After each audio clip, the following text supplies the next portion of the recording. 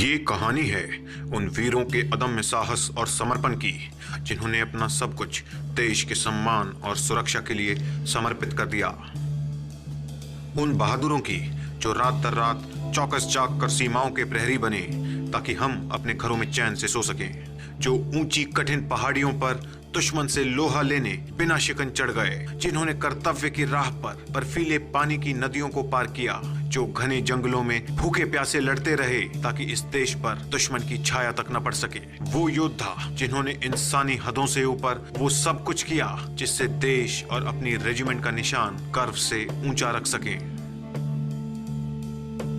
ये गाथा है एक रेजिमेंट के 200 साल पुराने इतिहास की, जिसमें बलिदान और शौर्य की अनेकों एक कहानियां ब्रिटिश राज से लेकर आज तक भारत के युद्ध इतिहास में स्वर्ण अक्षरों में अंकित हैं। ये कहानी है उस रेजिमेंट की जिसने ऐसे वीरों को जन्म दिया जो बलिदान की हर एक घड़ी में महानायक बनकर उभरे और हर बार प्रभावशाली जीतों से देश को ऐसे यादगार पल दिए जो देशभक्ति की आग जगा गए। ये रेजिमेंट के उस प्रशिक्षण संस्थान की कहानी है जहां गांव से आए सीधे और अनुभवहीन युवाओं को सबल लड़ाई के लिए तैयार सैनिकों में बदला जाता है ताकि वो मुश्किल से मुश्किल वक्त में दुश्मन की आंख से आंख मिलाकर लड़ सके। ये कहानी है भारतीय सेना की सबसे पुरानी और सबसे ज्यादा सुसज्जित रेजिमेंट की। ये कहानी है जाटों की और जाट रेजिमेंट की।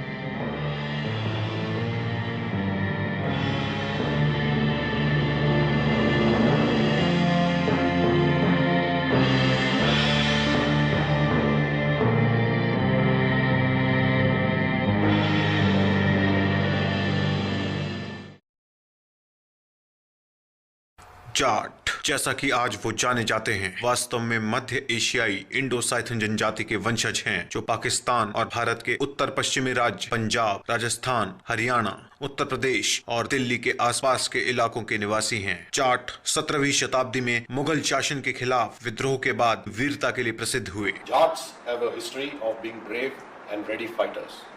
They are fiercely independent in character and value their self-respect more than anything, which is why they offered heavy resistance against any foreign force that treated them unjustly.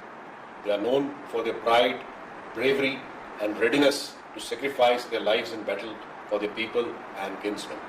Jat regiment की स्थापना एक आम इन्फेंट्री रेजिमेंट की तरह नहीं हुई, बल्कि इसे बैरकपुर छावनी में कैरसन ड्यूटीज के लिए 1795 में कैप्टन हेनरी डी कैस्ट्रो ने कैलकटा नेटिव मिलिशिया के नाम से खड़ा किया।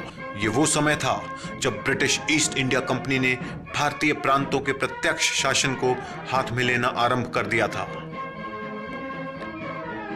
आज की मौजूदा पहली, दूसरी और तीसरी जाट बटालियनों की स्थापना इसी पुनर्गठन के बाद हुई थी और 1824 में फिर इनके नामों में बदलाव किए गए।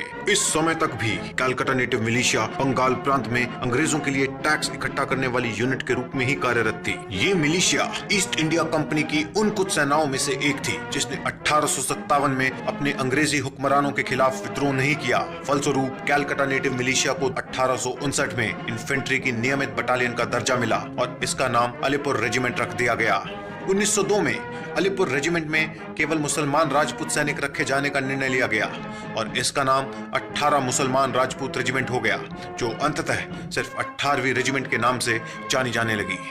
इस दौरान रेजिमेंट्स के नामों और संगठनों में कई बदलाव आए, लेकिन आजादी से पहले 1922 वो साल था जब अंतिम प्रमुख पुनर्गठन किया गया। 9th जाट रेजिमेंट का गठन भी इसी प्रकार से 4 बटालियंस और एक ट्रेनिंग सेंटर के साथ किया गया। रेजिमेंटल क्रेस्ट में रोमन गिनती का 9 दर्शाता है कि जाट रेजिमेंट उस समय स्थापित 9वीं रेजिमेंट थी। आजादी के बाद 1954 में रेजिमेंटल क्रेस्ट के ऊपर ब्रिटिश क्राउन की जगह राष्ट्रीय चिन्ह अशोक स्तंभ को दी गई। जाट बटालियंस के स्वर्णिम सैन्य इतिहास के सम्मान में 3 जाट के ध्वज का नीला, 2 जाट के पीला और 1st जाट के हरे रंग को रेजिमेंटल कलर्स का दर्जा दिया गया। आज जाट रेजिमेंट की सूची में 18 नियमित infantry battalions, 2 territorial army battalions और 4 राष्ट्रीय राइफल बटालियंस शामिल हैं। रेजिमेंट ने 1955 में जाट पहलवान जय भगवान को अपने जंगी नारे के रूप में अपनाया। ये वो जंगी नारा था जो राजस्थान के रेगिस्तानी बंजरों से लेकर कारगिल की ऊंचाइयों तक हर बार तब गूंजा जब दुश्मन की सेना ने भारतीय प्रभुत्व पर अपनी बुरी नजर डालने का दुस्साहस किया, और हर बार जाट वीरों ने भव्य जीतों से अपने रेजिमेंटल मोटो, संगठन व वीरता को साक्षात साकार किया। वीरता जो रेजिमेंट की असाधारण युद्ध गाथाओं से परिपूर्ण है, और ऐसे ही अटल साहस और निश्चय का उत्कृष्ट उदाहरण है डोगराय का युद्ध।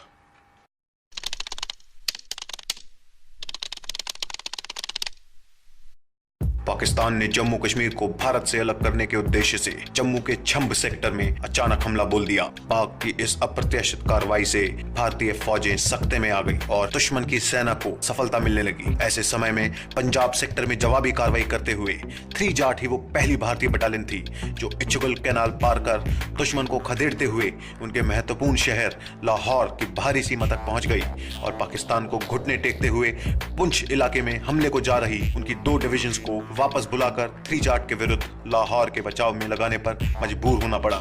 In the pre-battle briefing, even before the war started, we told the Jats, we explained to them that they were lesser than no other fighting tribe, whether the enemy were Pathans or Punjabis or Afghanis, whoever they were, we were the equal of them. We convinced the man that this was so. And that is why when we got into the war, we fought all manner of people. On the other side were all the Pakistani fighting tribes. And yet we beat them on a man-to-man basis quite easily. When the forward elements of the Pakistanis were ordered to withdraw, they fell right into our hands, and that is why, that accounts for the tremendous amount of casualties that we inflicted. Attack करते 523 जाट सैनिकों ने डोगराय और बाटापुर में लगभग पूरी Pakistani 16 Punjab battalion को Nesto नाबूद कर दिया। इस लड़ाई में 875 पाकिस्तानी सैनिक मारे गए और 107 जिंदा पकड़े गए। युद्ध इतिहास में न पहले ऐसा कभी हुआ था और न ही आज तक दोहराया गया कि जवानों और हथियारों की कमी होने के बावजूद किसी एक बटालियन ने ज्यादा तादाद में बैठी दुश्मन की सेना को अकेले अपने दम पर इतनी भारी संख्या में हताहत किया हो। 1965 भारत पाक युद्ध में 3 जाट के बेमिसाल दृढ़ संकल्प की कहानी भारतीय सेना के इतिहास में बटालियन लेवल एक्शन के सबसे बेहतरीन उदाहरणों में से एक है।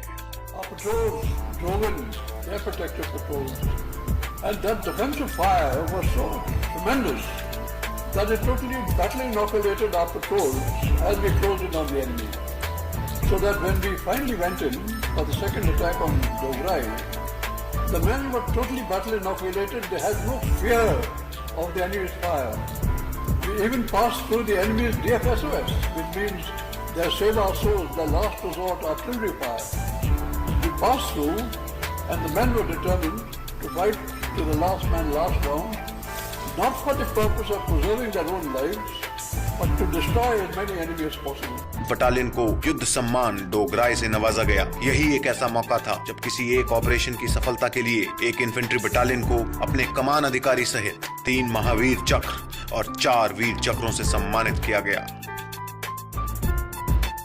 We fought for 27 hours in the narrow lanes and the gullies of Dograi Township, and at the end of it all, the battle count as worked out by the commander of 54 Brigade was that we had destroyed enemy casualties at the rate of 10 enemy to 1 Jat. And that is something that has never been achieved in a close quarter battle. और डोगराय केवल एक ऐसा उदाहरण नहीं है। Regiment के अविजित युद्ध इतिहास की कहानियों की हर टेरेन और सीमा पर अपनी स्थापना से आज तक जाट बटालियंस की भव्य जीतें जीता जागता प्रमाण हैं।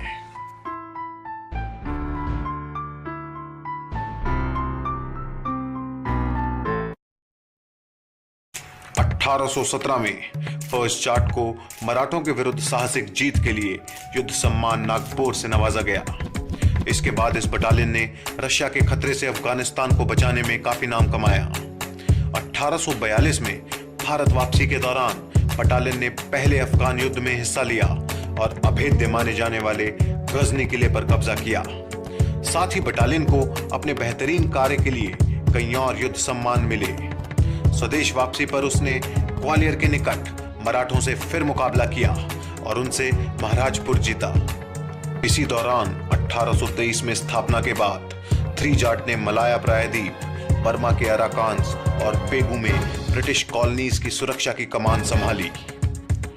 19वीं शताब्दी के मध्य में रेजिमेंट ने अंग्रेजों के खिलाफ सिखों के प्रतिरोध का भी खात्मा किया, जहां 1 और 2 जाट बटालियंस ने मुल्तान और सबराओं में भीषण युद्ध लड़ सिखों पर विजय प्राप्त की। यहीं से 2 जाट को मुल्तानी पलटन का खिताब मिला।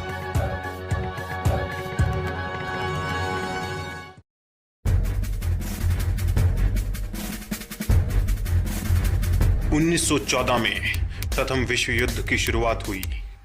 फ्रांस, मेसोपोटामिया और नॉर्थ वेस्ट फ्रंटियर प्रोविंस में एक साथ तैनात होने पर भी जाट बटालियनों ने विदेशी धरती और प्रतिकूल वातावरण में अपने अटल धैर्य और दृढ़ता से दुश्मन को चकित कर दिया। जहां एक ओर फ्रांस के फेस्टोबर्ट शहर में फर्स्ट जाट गोलियों की बौछार, कम होती अपने सैनिकों की संख्या और भीषण सर्दी की परवाह किए बिना जर्मन ट्रेंचेस की तरफ लगातार बढ़ रही थी, वहीं दूसरी ओर 2 जाट ने मेसोपोटामिया के बेजान रेगिस्तान में अबादान के तेल के कुओं को सुरक्षित रखा और 1916 में कुत अल अमारा और शेख साद पर कब्जा किया। तब तक फर्स्ट जाट के फ्रांस से बचे शेष सैनिकों ने भी वहां पहुंचकर रमादी और खान बगदादी को जीतने में मदद की। पूरे विश्व युद्ध के दौरान 3 जाट ने नॉर्थ वेस्ट फ्रंटियर प्रोविंस में कई सफल सैन्य ऑपरेशंस को अंजाम दिया। 10 फरवरी 1921 को फर्स्ट जाट को रॉयल बटालियन की उपाधि प्रदान की गई। 1940 दुनिया के ताकतवर देशों ने एक बार फिर टकराने के लिए कमर कस ली। द्वितीय विश्व युद्ध में जाट बटालियनों ने अफ्रीका, मध्य पूर्व, मलाया, बर्मा, अराकान्स और भारत की पूर्वी सीमाओं पर युद्ध लड़े, जिसमें उन्हें 6 बैटल ऑनर्स और 3 थिएटर ऑनर्स से सम्मानित किया गया। इस लड़ाई में 3 जाट ने इम्फाल में सबसे उत्कृष्ट कार्य किया, जहां जमादार अब्दुल हफीज को नुंगशिंगम में रनअवे हिल की लड़ाई में मरणोपरांत ब्रिटिश राज्य के सर्वोच्च युद्ध सम्मान विक्टोरिया क्रॉस से सम्मानित किया गया। 6 अप्रैल 1944 को जापानियों द्वारा कब्जाई चोटी पर काउंटर अटैक में इस बहादुर जेसीओ ने पैर में गोली लगे होने के बावजूद दुश्मन की गोलियां बरसाती मशीन गन बैरल को अपने हाथ से उठाकर निरस्त कर दिया। फिर जमादार अब्दुल हफीज ने अपनी ब्रेन गन से कई जापानी सैनिकों को मार गिराया। उन्हें दोबारा गोली लगी, लेकिन वो आखिरी सांस तक ट्रिगर दबाते रहे। ब्रिटिश महारानी ने युद्ध के बाद स्वयं इस बहादुर जेसीओ की पत्नी को विक्टोरिया क्रॉस मेडल प्रदान किया। Few people know that Grenadiers and the Jat Regiment had a common regimental center for 11 years before the Second World War. On 15 July 1941, Grenadiers shifted their training center to Nasirabad, which is in Rajasthan. This was done due to increased recruit strength during World War II. However, the affiliation and the camaraderie between the two regiments continue as their representatives attend the reunions and the annual get-togethers till date. अंग्रेजी हुकूमत में Jat regiment का एक और दिलचस्प किस्सा है मौजी राम का। पूर्वी कमांड के general officer commanding lieutenant general George D S Barrow की पत्नी ने 1931 में अपने सूबेदार मेजर व ऑनरी कैप्टन मौजीराम की तस्वीर बनाई। फिर उन्होंने उस तस्वीर से कल्पना कर युवा मौजीराम के रिक्रूट समय की एक और तस्वीर बनाई। इसी तस्वीर का मौजीराम आज जाट रेजिमेंट का प्रतीक चिन्ह है, जो आकर्षक और जोशीले जाट को दर्शाता है। आजादी के बाद भी उस समय की जाट रेजिमेंट के ब्रिटिश ऑफिसर्स इस रेजिमेंट से अपने संबंध और पुरानी यादों को जोरा यूके नामक एक संगठन के जरिए जिंदा रखे हैं। जोरा यूके के सदस्य और उनके परिवारजन आज भी बरेली में रेजिमेंटल सेंटर घूमने आते हैं और रेजिमेंट भी अपना वार्षिक न्यूज़लेटर ब्रिटेन उनकी जानकारी के लिए भेजती है। Oh no, it's the other way around. Thank you for letting us come. And as you know, you would have heard that we are in the process of making a museum which is dedicated to post-India's independence, and we cannot digress from the past, and the British officers have very much been part of our regiment. काल चक्र में वापस 1947 15 अगस्त की वो सुबह हिंदुस्तान के पटल पर एक नया सूर्योदय हुआ, जो साथ लाया आजादी और परिवर्तन को। परिवर्तन जिसने विभाजन के रूप में इंसानियत को शर्मसार कर देने वाली ऐसी तस्वीर पेश की जिससे धर्म के नाम पर मनुष्य की घृणा और क्रूरता का विभत्स रूप दुनिया के सामने आया। जल्द ही हत्या, लूटपाट और सिसकती जिंदगियों के बीच दो नवनिर्मित देशों में युद्ध छिड़ गया। We will not allow totalitarian capture land. We've got to stop this and we will stop it. We must link up with land as soon as possible through Jersey Pass, Drass and Cargill. The successful conduct of this operation will later depend on how far we succeed in getting the tanks up to the top of Jersey Pass, which is very nearly 10,500 feet above sea level. This kind of thing has never been done before. Anyhow, we'll have a good shot at it. एक ऐसी regiment जिसमें आधे से ज्यादा हिंदुस्तानी और पंजाबी मुसलमान थे, अब खुद उनके खिलाफ लड़ाई के मैदान में थी। फिर भी अडिग होकर लड़ते हुए टू जाट ने जम्मू और कश्मीर के नौशेरा सेक्टर में अंबली धार और रोहतक टेकरी जैसी महत्वपूर्ण पहाड़ियों पर अपना परचम लहराया। इस ऑपरेशन में नायक शीशपाल को महावीर चक्र से सम्मानित किया गया। वहीं दूसरी ओर थ्री जाट ने कश्मीर घाटी से लद्दाख को जोड़ने वाले जोजिला पास को कब्जाने के लिए बहादुराना प्रयास किया। इस लड़ाई में रेजिमेंट को बैटल ऑनर्स रजौरी और जोजिला से नवाजा गया। 1948 में रॉयल जाट कही जाने वाली फर्स्ट जाटलाई को लाल किले और राष्ट्रपति भवन की सेरेमोनियल बटालियन बनने का विशिष्ट गौरव प्राप्त हुआ और वो लाल किले पर ध्वजारोहण समारोह में भाग लेने वाली पहली बटालियन बनी। उसी साल हैदराबाद प्रांत में एक कट्टरपंथी गुट की आतंकवादी गतिविधियों के खिलाफ ऑपरेशन पोलो को सफल बनाने में 6 जाट ने विशेष भूमिका निभाई। इस सैन्य कार्रवाई ने वहां के निजाम को हैदराबाद प्रांत को भारत में विलय के लिए मजबूर कर दिया। ये ऐसा समय था जब सुरक्षा बलों की जरूरतों को अनदेखा किए जाने की वजह से भारतीय सेना आधुनिकीकरण और उपकरणों में पिछड़ गई। फिर 1962 में वही हुआ जिसका डर था। चाइना के हमले के बाद देश को पराजय का मुंह देखना पड़ा। हर ओर से लहरों की तरह आ रहे चीनी हमले का सामना भारतीय जवानों ने तैयार न होने के बावजूद बहादुरी से किया। घायल, पस्त पर झुकने को तैयार नहीं जाट सैनिकों ने देशभक्ति और वफादारी की नई मिसालें कायम की। 5 जाट की ब्रावो कंपनी ने लद्दाख में 5 दिन तक पैदल चल टैक्टिकल विड्रॉल को अंजाम दिया। बटालियन को अपने वीरतापूर्ण कार्य के लिए 1 महावीर चक्र, 3 वीर चक्र और 1 विशिष्ट सेवा मेडल से सम्मानित किया गया। एक से ज्यादा अवसरों पर साधारण से दिखने वाले जाटों ने यह सिद्ध कर दिया कि जो हाथ धरती से सोना उगाने के लिए हल चला सकते हैं, वही हाथ चुनौती आने पर उसी धरती को दुश्मन के रक्त से रंजित भी कर सकते हैं। 1964 में जब 7 जाट जम्मू कश्मीर के तंगधार इलाके में तैनात थी, पाकिस्तान ने नियंत्रण रेखा पार कर भारत में गुप्त रूप से एक चौकी स्थापित करने का दुस्साहस किया। मेजर आर के जसबीर सिंह के नेतृत्व में बटालियन ने तुरंत ऑपरेशन रागनी से जवाबी कार्रवाई करते हुए बिना किसी नुकसान के उस पोस्ट को पुनः अपने कब्जे में ले लिया। ऑपरेशन में भारी संख्या में पाकिस्तानी गोला बारूद और अन्य स्टोर्स बरामद किए गए। आर के जसबीर सिंह बाद में colonel of the Jat regiment भी बने। 1 साल बाद 1965 में पाकिस्तान ने भारत को चाइना से मिली हार और पंडित नेहरू की मृत्यु से हताहत देश का फायदा उठाने के लिए जम्मू कश्मीर में एक बार फिर हमला बोल दिया। इस युद्ध में मनोवैज्ञानिक रूप से जाट वीरों ने पूरी भारतीय सेना का नेतृत्व किया।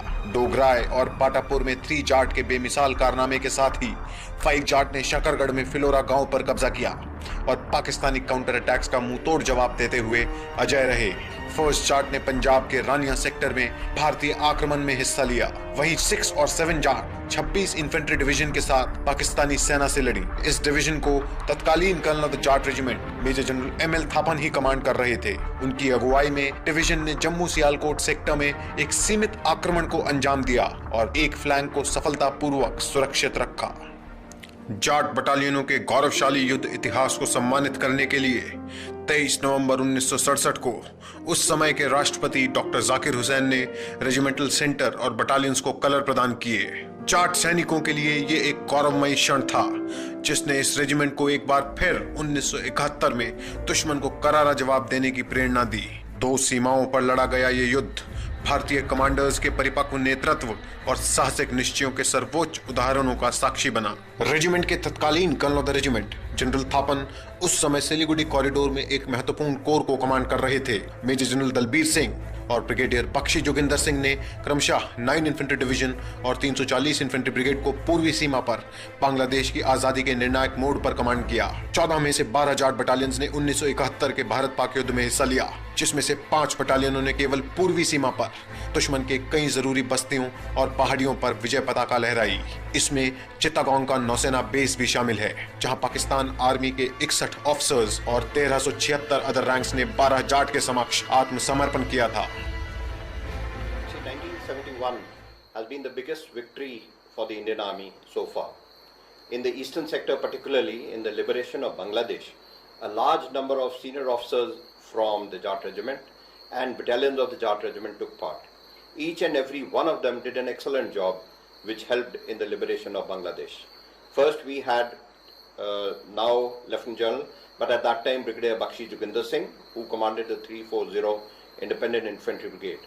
We had General Dalbas, GOC 9 Div. We also had 14 Jat, which was commanded by Brigadier L.N. Sabharwal, that time Lieutenant Colonel L.N. Sabharwal, and later retired as a brigadier. वहीं पश्चिमी सीमा पर 7 जाट बटालियन पाकिस्तान के आक्रमण से लोहा ले रही थी। राजस्थान के बंजर रेगिस्तान में 3 जाट अकेली बटालियन थी। उसने जैसलमेर और बाड़मेर दोनों ही सेक्टर्स में लड़ाई देखी और शुरुआती ऑपरेशंस में सखीरे वाला बीओपी पर कब्जा किया। 4 जाट पंजाब में अकेली जाट बटालियन थी और उसके बहादुर सैनिकों ने अटल होकर फजिल्का को दुश्मन से बचाया और बटालियन फजिल्का के रक्षक कहलाई जाने लगी। The offensive at Fazilka coincided with the launch of aerial attacks on airfields across India. The third counterattack at Periwala Bridge was launched by a company of the Jats under Major Narayan Singh. This was a very determined counterattack, but resisted by an equally determined enemy. Major Narayan Singh and the company commander fought a hand-to-hand battle. Naik Bajrang, who displayed courage and bravery of an extremely high order the Jats are well known for. To save his comrades from deadly and devastating machine gun fire, he single-handedly charged at the enemy machine gun, pulled out a red-hot machine gun. After grasping the barrel, his hands charged and the machine gun bullets tearing through his chest, he saved many a lives. For their tomorrow, he gave us today. The bravery, the courage, the determination and the valor on display in ample measure is a regimental tradition. इस लड़ाई में 8 जाट ने Poonch sector में चट्टानी इरादों से दुश्मन के प्रमुख आक्रमण का सामना किया। 9 जाट ने छंब सेक्टर में संवेदनशील मुनव्वर तवी की बहादुरी से रक्षा की। वहीं 11, 16 और 17 जाट बटालियनों ने नौशेरा और जम्मू से जोड़ने वाले अन्य इलाकों में एलओसी की वीरता से रखवाली की। जाट वीरों के साहस के वशीभूत होकर पाकिस्तानी जनरल फजल मुकीम खान ने अपनी किताब पाकिस्तान क्राइसिस इन लीडरशिप में जाटों के शौर्य और दमखम की खुलकर प्रशंसा की। एक बार फिर इस रेजिमेंट और इसके बहादुर सिपाहियों ने तिरंगे को क्षतिहीन रखा। एक बार फिर वर्दी में ये योद्धा दुश्मन से सिर्फ और सिर्फ जीतने के लिए लड़े। जीत एक ऐसी आदत जो इनके अंदर कूट कूट के तभी से भर दी गई जब ये अपने रेजिमेंटल सेंटर में रिक्रूट हुए। हम बात कर रहे हैं जाट रेजिमेंटल सेंटर की। उत्तर प्रदेश बरेली में एक विशाल परिसर में स्थित ये सेंटर 1922 में बैरकपुर से बदली होकर यहाँ आया था। आज जाट सेंटर अपने आप में कई ऐतिहासिक गाथाएं संजोए अतः विरासत और बेहतरीन ट्रेनिंग सुविधाओं का प्रतीक है। यहाँ के मुख्य स्थान सेंटर हेडक्वार्टर्स में स्थित क्वार्टर गार्ड गर्व से रेजिमेंट की अनंत शौर्य गाथाओं का मूक दर्शक रहा है। द्वितीय विश्व युद्ध के बाद निर्मित युद्ध स्मारक का उद्घाटन फील्ड मार्शल क्लॉड ओकिनलेक के द्वारा 1946 में किया गया। इस पवित्र स्थान पर विश्व युद्ध के विभिन्न ऑपरेशंस के दौरान शहीद हुए रेजिमेंट के वीरों को श्रद्धांजलि दी जाती है। सेंटर के भव्य रेजिमेंटल मंदिर में एक साथ 2000 लोग बैठकर पूजा अर्चना कर सकते हैं। इस गौरवान्वित रेजिमेंट के प्रत्येक योद्धा के बलिदान की गवाही देता सेंटर म्यूजियम यहाँ की शान है। आजादी के बाद के रेजिमेंटल इतिहास को दर्शाता इस संग्रहालय का नया खंड अपने आप में कला और सैन्य साहित्य का अनूठा समागम है। 1898 में बनी ऑफिसर्स मेस की इमारत की ब्रिटिश वास्तुकला कई जीर्णोद्धार के बाद भी अखंडता से संरक्षित है। ये भारतीय सेना की सबसे पुरानी और आलीशान मैसेज में से एक है, जहां ऑफिसर्स के बीच मित्रवत माहौल व संगठन का विकास होता है। जाट हाउस कहे जाने वाला कमांडेंट निवास सेंटर में आने वाले सभी विशिष्ट अतिथियों की विधिवत मेजबानी करता है और सालों से ये घर अपने आला अफसरों के स्थानांतरण और आवागमन का मुख गंवा रहा है। 1922 में बरेली में स्थापित होने के बाद से जहां एक और हर सेंटर कमांडेंट ने रिक्रूट ट्रेनिंग को सर्वोच्च वरीयता देते हुए अव्वल सैनिक बटालियनों को दिए हैं, वहीं colonel's of the Jat regiment ने रेजिमेंट को गौरवमयी पथ पर अग्रसर किया और आज इसको भारतीय सेना की सर्वोत्तम पैदल सेना रेजिमेंट के रूप में खड़ा किया है। सेवानिवृत्त हो रहे रेजिमेंट के जवानों और जेसीयूज की डिपो कार्रवाई का जिम्मा रेजिमेंटल सेंटर का होता है। ये सभी जवान यूनिटों से अपनी पेंशन ड्रिल और डॉक्यूमेंटेशन के लिए सेंटर में रिपोर्ट करते हैं। रिक्रूट्स की भर्ती और फिर उनकी उम्दा ट्रेनिंग की जिम्मेदारी भी रेजिमेंटल सेंटर की होती है। ग्रामीण इलाकों से आए इन नवयुवकों को भर्ती के बाद वैज्ञानिक मापदंडों से तैयार 46 हफ्तों के कठिन प्रशिक्षण प्रणाली से गुजरना होता है। इन 46 हफ्तों में पहले रिक्रूट्स उनकी शारीरिक शक्ति के निर्माण और बुनियादी फौजी अनुशासन स्थापित करने के लिए 19 हफ्तों की बेसिक ट्रेनिंग करते हैं। धीरे धीरे प्रशिक्षण का रुख सैन्य युद्ध कौशल के लिए आवश्यक तत्वों की ओर मोड़ दिया जाता है, जिसमें फायरिंग, स्विमिंग, पेनट फाइटिंग और हथियारों से वाकफियत प्रमुख हैं। हर चरण की ट्रेनिंग के बाद योग्य प्रशिक्षकों द्वारा रिक्रूट्स को सभी विषयों पर टेस्ट किया जाता है। ट्रेनिंग के आखिरी सप्ताह में एक रोचक आउटडोर कैंप होता है, जहां पूरे प्रशिक्षण के निचोड़ के रूप में रिक्रूट्स की युद्ध नीति व हथियारों की जानकारी को असल हालातों में परखा जाता है। जाट रेजिमेंटल केंद्र बदलते समय की आवश्यकता के अनुरूप उच्चतम प्रशिक्षण संसाधनों से लैस भारतीय सेना के सर्वोत्तम रेजिमेंटल केंद्रों में एक है। यहाँ आधुनिक उपकरणों और नवीनतम ट्रेनिंग एड्स रिक्रूट को तकनीकी प्रगति की गति से कदम मिलाकर आत्मविश्वास के साथ चलने के लिए आश्वस्त करती है, ताकि भारतीय सेना के ये रणबांकुरे मुश्किल काउंटर इंसर्जेंसी ऑपरेशंस में एक जिम्मेदार नागरिक की तरह अपने कर्तव्यों का पालन कर सके।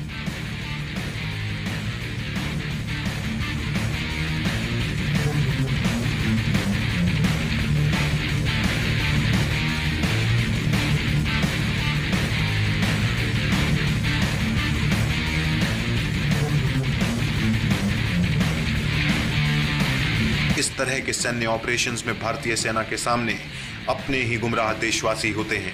दरअसल लड़ाई उग्रवाद से है, उग्रवादियों से नहीं। सेना के सामने चुनौती है जड़ से इसे मिटाने की, आवाम के दिल और दिमाग को जीतने की, उनके मन में प्रशासन और सरकार के प्रति विश्वास को जगाने की। और जाट बटालियनों ने इस जिम्मेदारी को बखूबी निभाया है।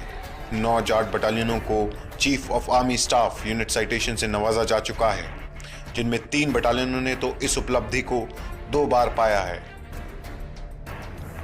रेजिमेंट के 2 वीर कर्नल जोजन थॉमस और मेजर डी रघुरमन जम्मू कश्मीर में आतंकवादियों के खिलाफ अदम्य साहस, वीरता और निस्वार्थ बलिदान के पर्यायी देश के सर्वोच्च शांतिकालीन वीरता सम्मान अशोक चक्र से सम्मानित किए गए।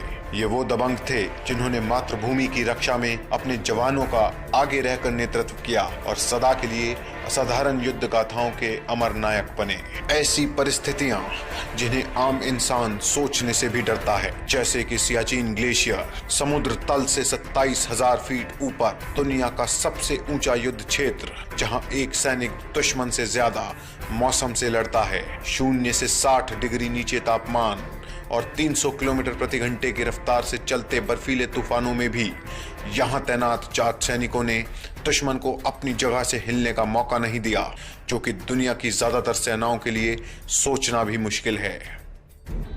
सियाचिन का टेलीऑन करके नीचे सही सलामत पहुंच गया है और इसी के उपलक्ष्य में ये बड़ा खाना किया जा रहा है। राम राम आप सबको। जाट रेजिमेंट ने न केवल स्वदेश में ख्याति प्राप्त की है, बल्कि संयुक्त राष्ट्र संघ की शांति सेना के टुकड़ियों के रूप में विदेशों में भी बेहतरीन सेवाएं अर्पित की हैं। 1953 में शांति सेना दल के रूप में बाहर जाने वाली पहली भारतीय टुकड़ी कस्टोडियन फोर्स इंडिया का हिस्सा 6 जाट भी थी, जो कोरिया में तैनात की गई। इसके बाद 2 जाट 1961 में यूनाइटेड नेशंस मिशन के अंतर्गत शांति स्थापित करने और राहत कार्यों के लिए कांगो में डिप्लॉय की गई। हाल ही में 2008 में 7 जाट को सूडान भेजा गया, जिसके बाद कारगिल विजयी 17 जाट 2010 में कोंगो गई और अब 2012 में 16 जाट को कोंगो में संयुक्त राष्ट्र मिशन के लिए चयनित किया गया है, जो किसी भी रेजिमेंट के 3 एक के बाद एक यूनाइटेड मिशंस का दुर्लभ रिकॉर्ड है और जाट रेजिमेंट के उदय का प्रमाण है।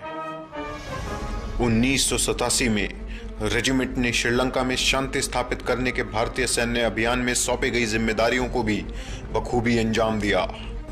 इस ऑपरेशन में 14 जाट, 4 जाट, 12 जाट और 114 इन्फेंट्री टेरिटोरियल आर्मी बटालियनों ने भारी तादाद में एलटीटी आतंकवादियों व उनके असला बारूद को पकड़कर खूब वाहवाही लूटी। श्रीलंका में तैनात भारतीय बटालियनों में 12 जाट ने बहुत कम समय में सबसे ज्यादा सम्मान जीते। उग्र और बर्बर श्रीलंकाई विद्रोहियों के खिलाफ ऑपरेशंस ने अपने देश और देश की सेना को कई महत्वपूर्ण सबक सिखाए। ऐसे सबक जो 1999 में देश को फिर तब याद आए जब उसके परंपरागत दुश्मन ने एक बार फिर मित्रता और विश्वास का खून करते हुए हमारी धरती पर घुसपैठ कर कब्जा किया। एक बार फिर देश के रक्षकों को एक ऐसा टास्क मिला जिसे सारी दुनिया नामुमकिन कह रही थी। मिशन था दीवार सी खड़ी पहाड़ियों पर कंक्रीट के बंकरों में निशाना साधे बैठे दुश्मन को हटाकर अपनी सरजमी को रिहा कराना। परिणाम स्वरूप शुरू हुआ कारगिल युद्ध, पहला युद्ध जिसका सीधा प्रसारण देश ने टीवी पर देखा। एक ऐसी लड़ाई जिसने पुनर्जीवित किया राष्ट्रवाद को, हिंदुस्तानियों के दिलों में सोए देशभक्त को और भारतीय सेना के नौनिहालों के स्वाभिमान को, जिन्होंने बलिदान की वेदी पर चढ़ने से पहले एक बार भी नहीं सोचा। ये जाट रेजिमेंट के लिए भी शौर्य और गौरव से एक और मुलाकात थी, क्योंकि वो 4 जाट का ही पेट्रोल था जिसने काकसर में दुश्मन की घुसपैठ की पहली सूचना दी और देश को कारगिल में दुश्मन की करतूत का पता चला। लेकिन मशको घाटी में 17 जाट की पिंपल कॉम्प्लेक्स पर विजय कारगिल युद्ध में एक ऐसा मील का पत्थर साबित हुई जिसने पूरे सेक्टर में युद्ध का रुख भारत के पक्ष में मोड़ दिया। The operations of 17 Jat commenced on 4th July 1999. In phase 1, Alpha and Delta Company were to capture Pimple 1 and Whaleback. And in phase 2, Alpha Company was to capture Pimple 2. The attack commenced at 2000 hours on 4th of July and Pimple 1 and Whaleback were captured by 0600 hours on 5th July. Regiment में नए युवा महानायकों का उदय हुआ। अनुज नायर, सौरभ कालिया, अमित भारद्वाज और खुद brigadier Bawa. The second phase of attack commenced at 2000 hours on 6th of July under the leadership of Captain Anuj Nair.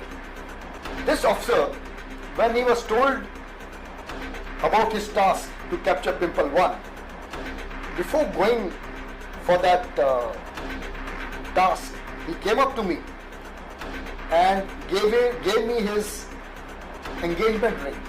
He was to get married soon after the war.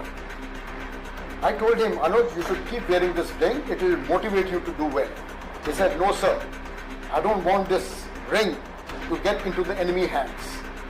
You keep it, I will take it once I come back. I said, okay. Somehow I thought, whether he will come to take back this ring or not, I was not very sure. I think he was also having some inhibitions whether he'll come back or not, because I think he had decided to fight till the last.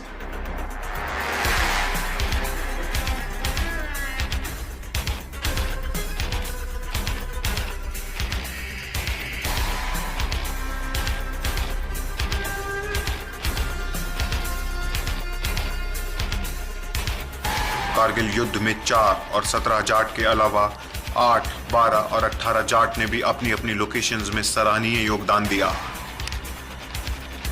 Kargil के बाद की गई समीक्षा में यह तथ्य सामने आया कि अब युद्ध का दायरा केवल गुत्थम गुत्था की लड़ाई तक ही सीमित नहीं है। आज युद्ध सेना के तीनों अंगों के घने तालमेल के साथ ही लड़ा और जीता जा सकता है। जाट रेजिमेंट को गर्व है कि वो भारतीय सेना की उन गिनी चुनी रेजिमेंट्स में से एक है जो नौसेना के युद्धपोत INS त्रिशूल और एयरफोर्स के सबसे उम्दा लड़ाकू सुखोई स्क्वाड्रन से एफिलिएटेड है।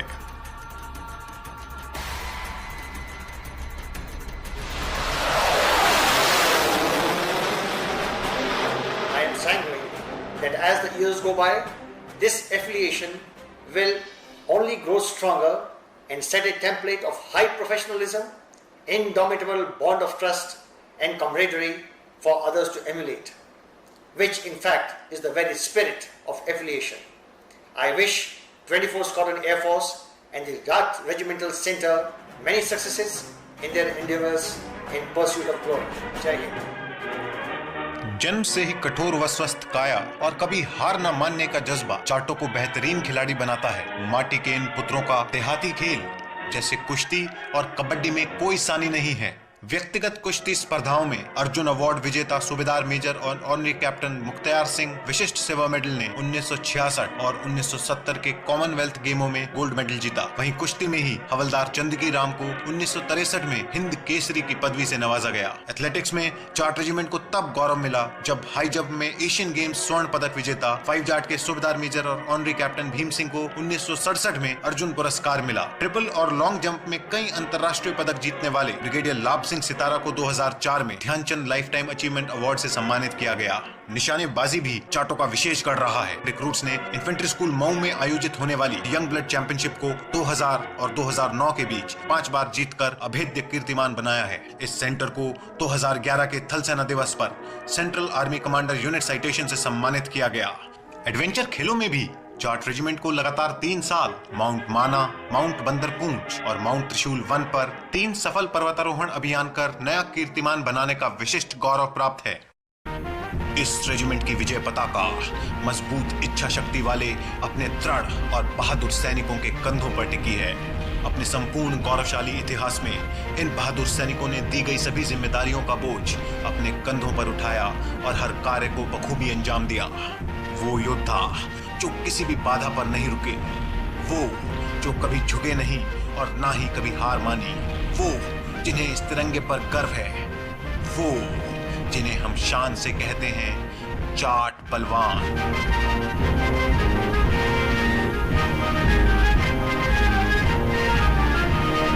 मेरी रेजिमेंट मेरी जान, मेरा गौरव मेरा मान, कुछ पर वतन को नाज है, हम तेरे सिपाही वीर जवान। मेरी रेजिमेंट मेरी शान, मेरा गौरव मेरा मान, कुछ पर वतन को नाज है, हम तेरे सिपाही वीर जवान। मेरी रेजिमेंट मेरी शान।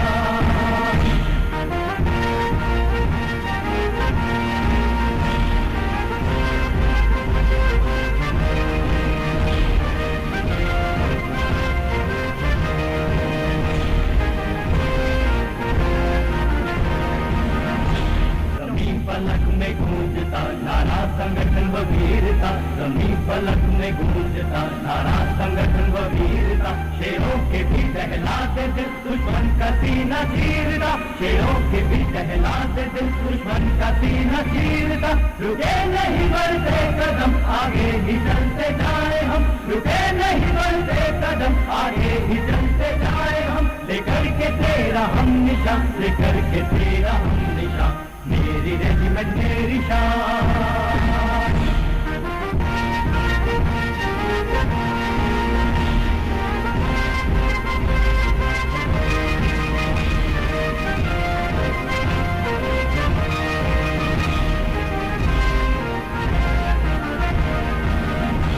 हरियाणा राजस्थान से यूपी के खलिहान से, हरियाणा राजस्थान से यूपी के खलिहान से, दिल्ली हमारा घर है सैनिक हम हिंदुस्तान के, दिल्ली हमारा घर है सैनिक हम हिंदुस्तान के। अपने वतन के लिए इस गुलो चमन के लिए, अपने वतन के लिए इस गुलो चमन के लिए, हो जाएंगे हो जाएंगे हो जाएंगे।